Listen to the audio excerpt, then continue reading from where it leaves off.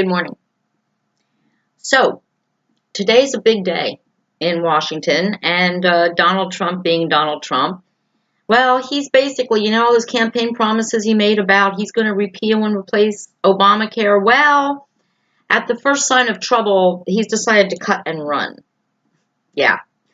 He basically said, if you don't vote for this bill, then I've got better things to do, and Obamacare can stay as it is for the rest of eternity. I'm done. I'm out. I won't even try to negotiate anymore or change the bill or make it better for what people are concerned about.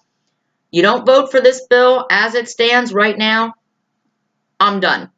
And by the way, it's not my fault. It's Paul Ryan's fault. It's Congress's fault. They're the people who lied to you. Wow. That sounds so presidential.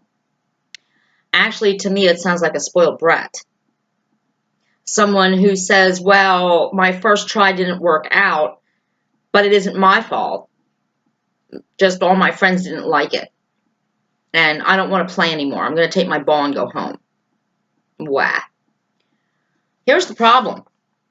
And I have a new hashtag that I'm trying to promote. So if you comment on this or whatever, I'm trying to hashtag not the village banker. And it goes back to something Hillary Clinton said, which I don't agree with, that it takes a village to raise a child. Now, I agree with that if the village is the child's family, their grandparents, their aunts, their uncles, their cousins. That's fine.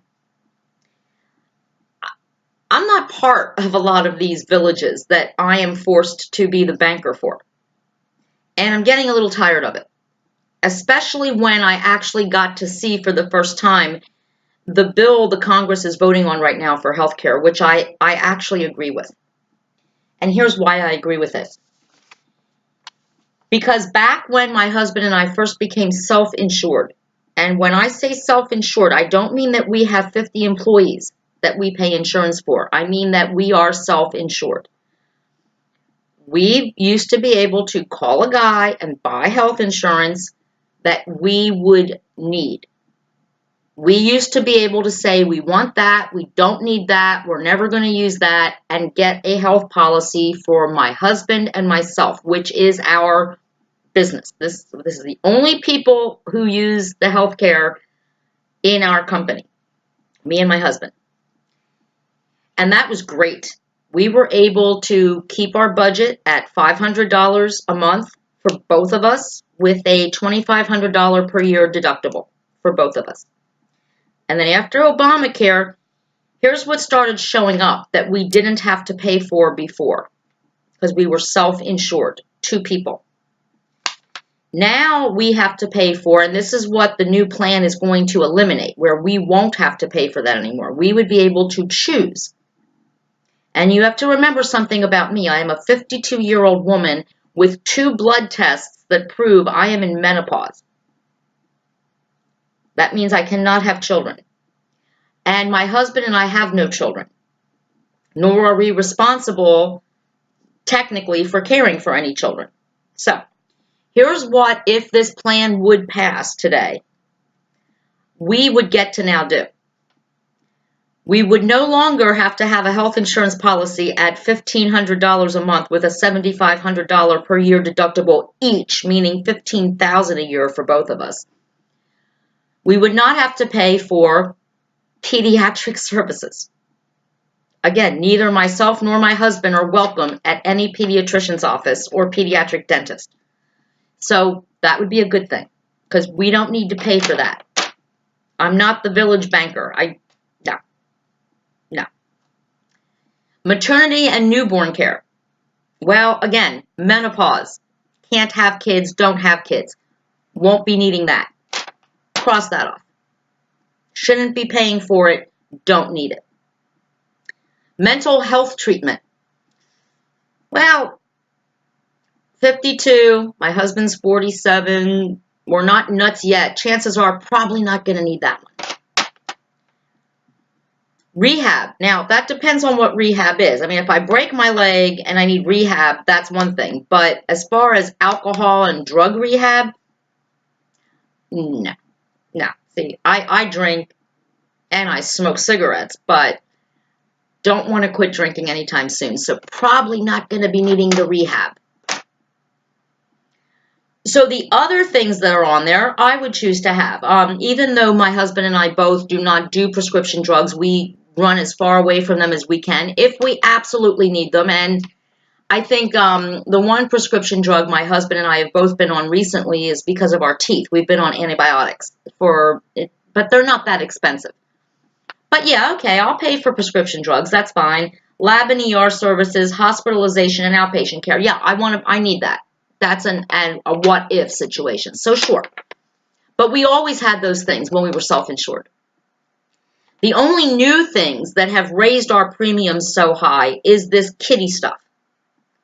The child-friendly stuff, the maternity and newborn care. Every guy we spoke to when we were looking for insurance that we thought we could afford at that $500 a month for both of us, they said, as long as you don't want maternity care, we can get you in that bracket. And since, of course, again, never going to have kids, and now can't have kids, physically, doesn't work, why should I be paying for this crap? Again, I'm not the village banker. We're going to get to this village thing. Because trust me, I am still the village banker. Trust me. They're still taking my money and giving it to strangers who make bad decisions and act irresponsibly. I just don't think they need to do it with health insurance, because I think when I purchase health insurance, I should be purchasing health insurance that I can actually use or might use. And I shouldn't be paying $30,000 a year for it with the deductible, which is what it would cost us. If my husband and I both got sick, we would be out of pocket $30,000 in the same year. And that's just a year. Starting the next year, the deductible starts all over again. That's another 15 in premiums, 15 grand in premiums, and 15 grand in deductibles. So that would be $30,000 a year if our illness carries over. It's a lot of money for something we may not use. And the only reason that our health insurance is that high of a premium is because of these things I just read off. Because we are not allowed to make ourselves part of a group as far as getting a discount for health insurance. Like employers who have 50, 60 employees can get a group discount. We're not in that group. But for some reason, we are in the group that forces us to pay for maternity care, prenatal care, newborn care, and pediatric care. I think I'm in the wrong group. But for some reason, because my husband has a good job, and somehow the government says, well, we think you can afford to pay more so that these people who actually use this insurance, use it and have babies and stuff, they don't have to pay. The fact that a family of 4 with the same health insurance policy my husband and I have pay $400 for 4 people, $400 a month for 4 people, with a $2,500 or even $1,000 deductible per year for the whole family, and my husband and I are paying $1,500 a month for the same policy for 2 people who never go to the doctor, who have not filed an insurance claim in 30 years, where the insurance pays more than we paid in premiums, and we have $7,500 deductible each. But that family of 4 is getting the same policy at a lot less. And they're getting better care because they can actually use their insurance. And I talked about this before. When that idiot said, well, people can buy iPhones, but they don't want to buy insurance. Well, hell no, because when I buy an iPhone, I bring it home, I turn it on, I get to use it right away. Not so with health insurance. This health insurance policy that my health insurance company repealed the policy I had that I thought was affordable at $500 a month for 2 people. They repealed and replaced it with the $1,500 a month plan, and they jacked the deductibles up, $2,000. That's not a replace. That is an upsell. And I don't want to be upsold.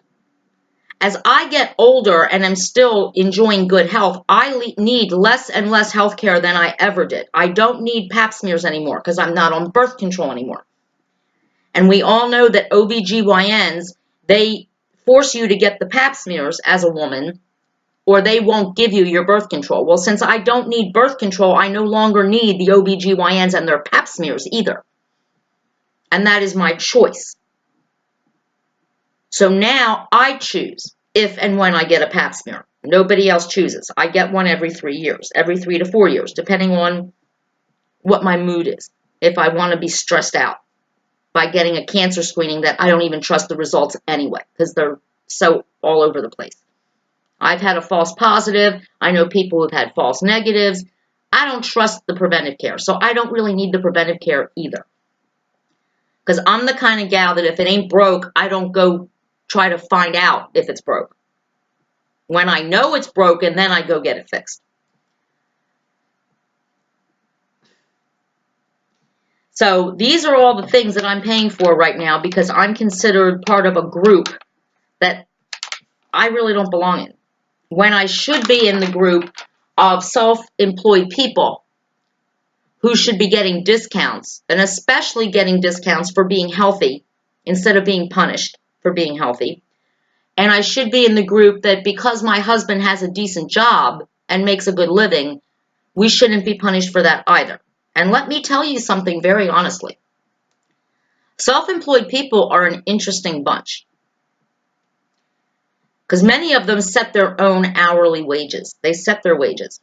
And what the government is now telling people like my husband and myself is that you make too much money. We don't. I mean, you can see my house right here in the background. I don't live in a mansion. I don't. I don't owe money. I don't live above my means. I barely have anything for retirement. But the government says you make X amount of money, you can afford to pay for people who make less than you. You're in the village. You got to pay. And here is my question. This is why I have this new hashtag, not the village banker. Who in the village is going to take care of me when I'm 65 or 70 years old? When because I had my taxes taken from me, my earnings, my money that I earned with hard work, taken and given to irresponsible people. So they didn't have to pay the taxes I pay. So they didn't have to pay into Social Security like we do. So they didn't have to buy their own health insurance. Are these people going to take care of me when I'm 65? I don't think they will. I have no children. I have no rich family members who are going to come out of the woodwork and take care of me. And I know the government won't because the government thinks I'm rich. They think I'm Donald Trump rich, and I'm not. But they think I am. Because they keep telling me that it's my responsibility to take care of all the people who refuse to take care of themselves and be self-sufficient and self-supporting.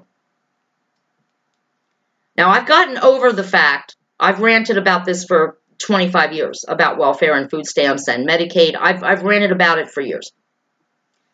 So I know that my income tax that I pay, my outrageous income taxes that we pay, are going to go to people who have never earned a dime of money in their life, except they just keep procreating kids, and that's fine. I get it.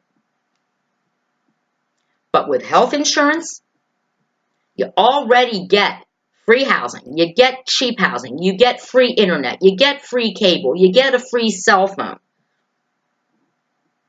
you get food stamps, you get welfare checks every month, and you do get free health care for your kids. That's all on my tax dollars. So when I'm buying health insurance for myself and my husband, you should not be a consideration to me. I should be able to purchase what I need and what my husband needs and what we are going to, at one point, possibly use. We should not be paying for you to use it. And Bernie Sanders said yesterday to Andrea Mitchell, well, oh my God, if this bill passes, a woman who gets pregnant is going to pay $1,000 a year more for health insurance. $1,000 a year. My husband and I just got upsold and we're charged $1,000 more a month for something we're never going to use, for prenatal care and newborn care and pediatric care. Is that fair? Does that sound right to any of you? That someone who's actually going to use the insurance is going to get charged $100 more a month, and my husband and I are charged $1,000 more a month. She's going to use it at the $100 a month. We will never use it, and we're paying $1,000 a month. Does that sound right to anybody? Because it sure as hell doesn't sound right to me. And again, where is that person going to be when I'm in trouble?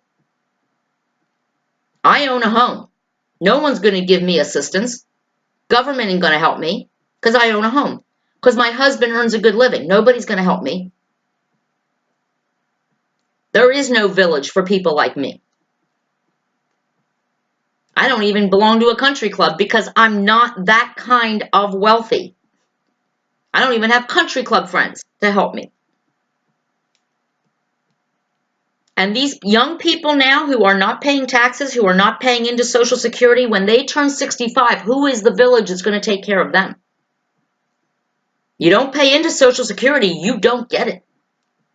Maybe they think their 6 or 7 kids are going to pay for it, take care of them, which I strongly doubt. Because again, I read a book last summer called Countdown to Armageddon, and it talked about the circle of welfare, and that welfare tends to run in generations. That if a child is raised in a home that accepts government assistance, is on welfare, that child ends up on welfare at some point in their adult life. Because they learned that's the way we earn money in our house, by asking the government and our neighbors for it. So I'm very upset. And I don't know if this bill is going to pass or not, but I do know there is one thing I do want to mention, and that is Planned Parenthood. Because part of this bill, and it's a real problem for me, and it won't be for the Republicans, that's not what they're going to banshee about, but they want to defund Planned Parenthood. But see, Planned Parenthood is the one true beacon of light in this whole scenario. Because I was a patient at Planned Parenthood when my husband and I first met, and we were very poor and we couldn't afford health care or health insurance. And even when I was insured, I couldn't afford to pay an OBGYN what they charged for pap smears and birth control. So I went to Planned Parenthood and they saved me. I was able to remain child-free without getting an abortion. I was able to get my birth control and my pap smears at a price I could afford, because insurance back then did not cover that. So I paid for insurance, but I also paid out of pocket for my pap smear and my birth control, and we were very, very poor, but I was able to afford that because of Planned Parenthood. So for all of you people who think that we should be the village banker, but I'm not, and I refuse, I quit, I resign. All these women out there who say we want to have babies, but we don't want to pay for it. We don't want to pay the insurance rates that will cover our prenatal care and our newborn care and our doctor's visits and all that. Planned Parenthood will take care of these women at a cost I promise you they can afford. But Planned Parenthood needs to continue to exist in order for that to happen. And when Planned Parenthood was being properly funded and was doing a good job, as they always do, that was when my husband and I, before Obamacare, were able to buy insurance that we would use without the maternity care that we would never use, without the stuff that we didn't want. We could pick and choose and buy a policy that covered us, first of all, everywhere. You remember, I live out of state 6 months out of the year. Obamacare insurance, the insurance we are offered right now, will not cover me in another state. So that money, when I told you they're raising our rates, that is basically for 6 months. Because for 6 months out of the year, I definitely can't use my health insurance if I would have paid that $8,800 a year for it. with the $7,500 deductible. I can't use it because I'm in a different state for 6 months out of the year. So this is where we're at. But if I would have a problem and there's a Planned Parenthood nearby, I could walk into any Planned Parenthood and get at least reproductive care at an affordable rate. And any woman can do that as long as Planned Parenthood stays in business. So whatever you think about Planned Parenthood, and I could do a whole show on that, and maybe I will. I know that when I was a patient at Planned Parenthood, nobody ever tried to force abortion pamphlets on me. Nobody was talking abortion. They were talking healthcare. They wanted to give me the best health I could have at a price I could afford. Kind of a different concept with a medical practice, right? Planned Parenthood, when I was a patient there, was the only medical professional that ever said to me every time I went in, and I went in 4 times a year, because my birth control shot had to be administered 4 times a year. I had to go in. Every time I went in, is anybody abusing you? Do you have anything you want to talk to us about? Do you feel afraid of your spouse? No medical doctor ever asked me that before. No OBGYN ever asked me. But Planned Parenthood did, and I appreciated it. Planned Parenthood took my blood pressure before I got my Depo-Provera shot. And Depo-Provera causes high blood pressure. The regular OBGYN never took my blood pressure before they gave me the shot. Planned Parenthood did. And much to my detriment, I was upset about it at the time, but when I did have one abnormal pap smear, Planned Parenthood overreacted to it, which I was angry about at the time because it was a lab mistake and they wouldn't admit to that. But at the end of the day, they wanted to err on the side of caution and make sure I did not have cancer. And I'm still angry about that because it cost me more money than I think I should have spent. But they were very professional and they cared about my health and my well-being. So any of you who think Planned Parenthood is an abortion clinic, you have no idea because you've never been there. You hear what the religious right want you to hear. And believe it or not, abortion is legal in this country. And I hope it stays that way. Women have that right. But believe me, Planned Parenthood is so much more than abortion clinics. And if we keep funding Planned Parenthood, then all this crap with, for some reason, me and my husband should pay for women having babies and prenatal care because of their insurance, and they pay less than we do for insurance so they can go have babies, and we end up paying more so they can go have babies. No, I'm sorry. I'm not the village banker.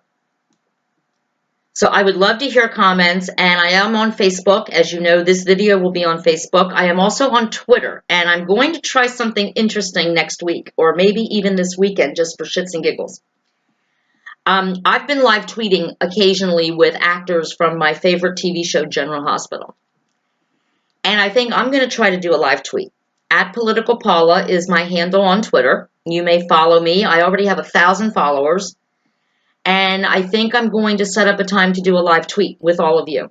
And I think it's going to be really fun. You can ask me anything. If I can answer it, I will. And I think it'll be really fun. So that'll be to be announced. We'll do a live tweet at some point. Maybe even as early as tomorrow, depending on how I feel when I wake up tomorrow. So, again, I had more to talk about, but this show's going a little long. So I am going to do something about, I want to do a show on menopause, and I'm going to need to do that for sure because it's important, and I'm hearing a lot of stories about how menopause is being treated in this country, and it's ridiculous. But as far as, again, the hashtag, remember the hashtag, not the village banker, and you guys know how to hashtag better than I do, but it's the capital N-O-T, capital T-H-E, capital V-I-L-L-A-G-E, capital B-A-N-K-E-R. And I've noticed that if I hashtag and I don't do the caps, it still works out. So I really would love to see that hashtag take off. Because it may take a village to raise a child, but I think I'd like to actually leave the village, like immigrate somewhere else. Because you know what? I've been doing that a lot of years. And I think in certain circumstances, the village maybe should include me, and maybe somebody else's village should be taking care of me. I'm getting a little tired of taking care of everybody else's mistakes. That there's always someone there to catch you when you fall, unless you're me. Because I'll tell you what, when I fall, there ain't nobody there to catch me. I'm going to have to catch myself. I'm going to have to pull myself up by my bootstraps and take care of myself. And for all of you out there in the same position, join me. Not the village banker. Political Paula out.